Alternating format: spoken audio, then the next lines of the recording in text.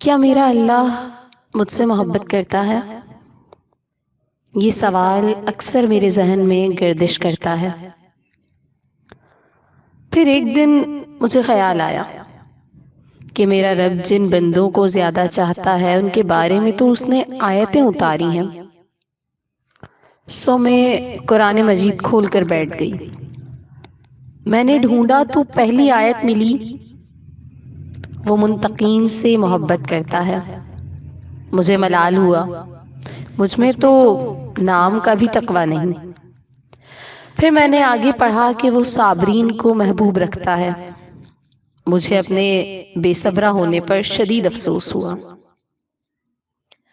مزید آگے بڑھی تو جانا اللہ کوشش کرنے والے سے محبت کرتا ہے۔ میں نے جانا کہ میں کم ہمت اور کم حوصلہ کمزور بشر ہوں۔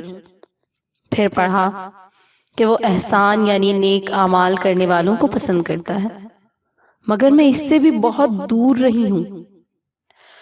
پھر میں نے اپنی تلاش ترک کرنے کا فیصلہ کیا، اس ڈر سے کہ اب شاید میرے پاس ایسا کچھ بھی نہیں جس کے باعث اللہ مجھ سے محبت کرے۔